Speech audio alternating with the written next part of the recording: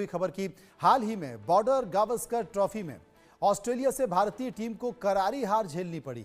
इसके बाद से टीम के सभी खिलाड़ियों के खेल पर सवाल उठ रहे हैं। टीम के सीनियर खिलाड़ियों को अब रणजी ट्रॉफी खेलनी पड़ेगी। एक तरह से इसे बीसीसीआई के अल्टीमेटम के तौर पर देखा जा रहा है। दिल्ली की रणजी टीम में विराट कोहली, ऋषभ पंत जैसे खिलाड़ी, सीनियर खिलाड़ियों को जगह दी गई है। 13 साल बाद विराट कोहली दिल्ली रणजी टीम का हिस्सा बने हैं और ऋषभ पंत भी 8 साल बाद इस टूर्नामेंट को खेलते हुए दिखाई देंगे। विराट कोहली ने आखिरी बार 13 साल पहले दिल्ली की तरफ रणजी ट्रॉफी मैच का हिस्सा लिया था, जबकि साल 2016 के बाद पंत भी रणजी टीम से दूर हो गए थे।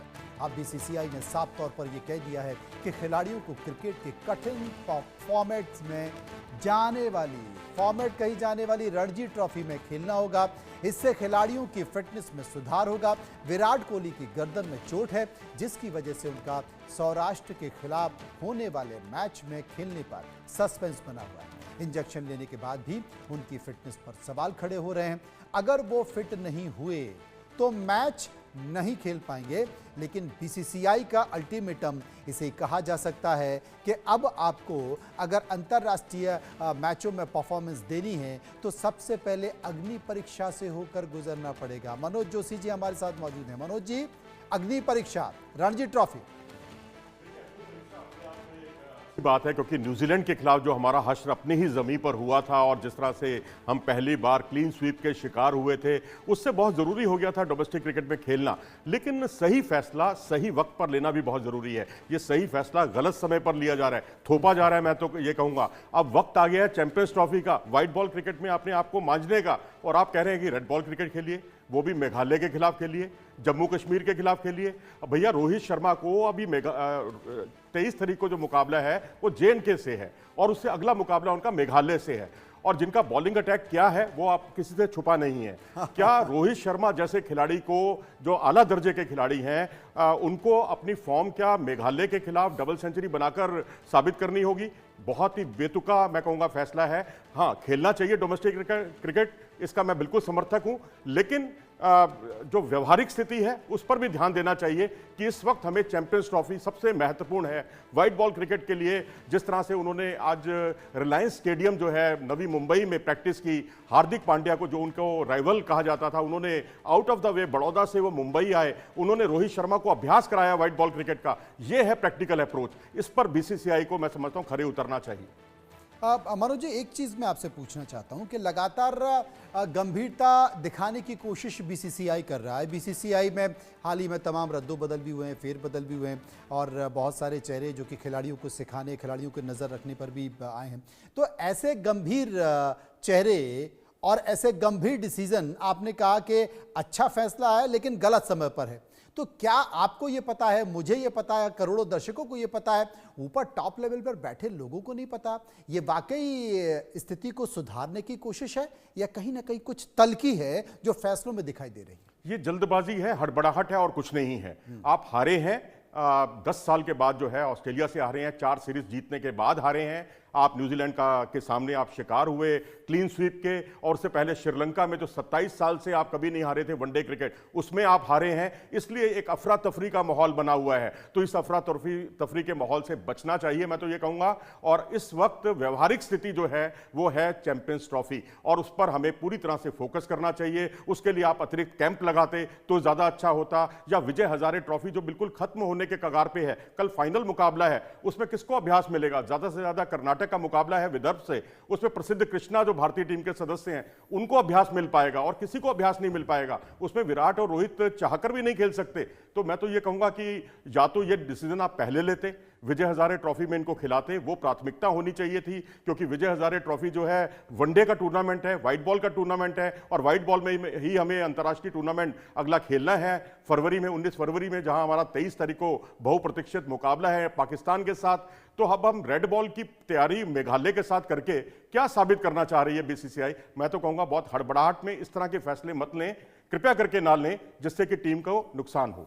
मनोज जी, एक सवाल और मेरा, ऐसा तो नहीं कि आप टीम की परफॉर्मेंस को सुधारना चाहते हो लेकिन आप खिलाड़ियों के मनोबल को कहीं ना गिरा दें?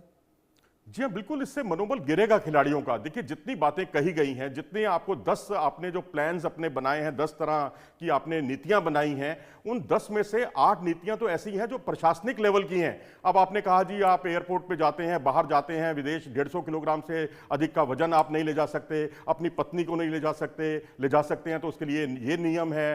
45 दिन से ऊपर का अगर हुआ तो आप 14 दिन के लिए ले जा सकते हैं। भैया आप अगर खराब शॉट पर आउट हुए हैं, आपको ये देखना होगा कि बल्लेबाजी कोच क्या कर रहा है वहां, आपको उन चीजों की समीक्षा करनी चाहिए।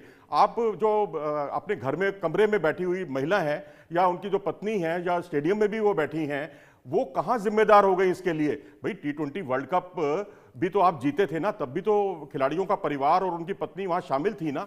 तो अब ये जो बेतुकी चीजें जो अब एकदम सामने आई हैं, खिलाड़ियों का मनोबल गिरता है इससे। मैं तो कहूंगा कि आप प्रैक्टिकल चीज को स्वीकार कीजिए, कैंप लगाइए भारतीय टीम का चैंपियंस ट्रॉफी के लिए कम से कम 1 हफ्ते का।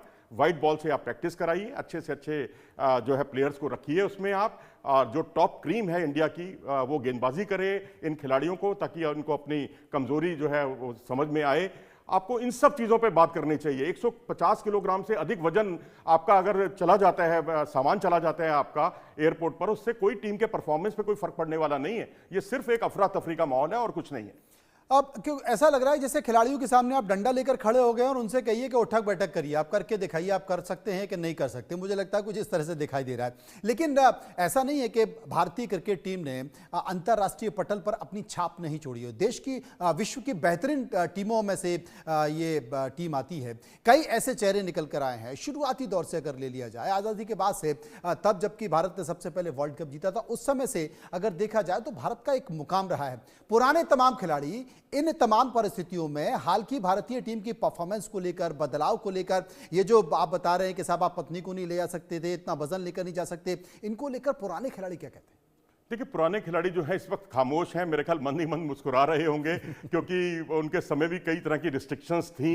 अब यहाँ आप कभी पितृत्व अवकाश ले लेते हैं तो देखिए कहीं ना कहीं खिलाड़ी भी तो जिम्मेदार है ना, ये तो मानना होगा। महेंद्र सिंह धोनी को देखिए, उनके घर में नन्ही मुन्नी एक परी आई, उन्होंने टीम का साथ नहीं छोड़ा। सुनील गावस्कर वेस्टइंडीज के दौरे पर थे, रोहन गावस्कर का जन्म हुआ, वो करीब 2-2.5 महीने के बाद उन्होंने अपने बेटे का मुंह देखा। तो अब आप पितृत्व अवकाश के चक्कर में छुट्टी ले लेते हैं और आप लंबे समय तक, देखिए कहीं गलती खिलाड़ियों की भी है, हम बचाव जरूर कर रहे हैं खिलाड़ियों का, लेकिन खिलाड़ी भी इस मामले में मैं समझता हूं देश से बढ़कर, देश की ओर से भाग लेने से बढ़कर कोई और बात नहीं हो सकती। तो मैं समझता हूं कि उस चीज को, उस जिम्मेदारी को समझना चाहिए और आपकी जब देश को आपकी जरूरत है तो आपको उसके लिए सतत प्रयास करने चाहिए। गलती होती है, ठीक है, मैं कहता हूं गलती है, उन गलतियों से आप सबक सीखिए और फिर आप आगे की तैयारी कीजिए। बिल्कुल सही है, क्योंकि देश की एक बड़ी आबादी के दिल में आप रहते हैं और यही दिल में रहने के कारण आप बड़े हो गए हैं। लेकिन आपको अपने जहन में यह भी रखना होगा कि देश बड़ा है और देश बड़ा कैसे रहे उसके लिए आपको हर संभव प्रयास करने पड़ेंगे और कंप्रोमाइज भी करने पड़ेंगे। बहुत बहुत शुक्रिया मनोज जी आपका, मेरे साथ आप बने रहे। फिलहाल खबरों के सफर में इतना ही, बाकी की खबरों के लिए आप चलते रहिए इंडिया न्यूज के साथ। मुझे दीजिए इजाजत,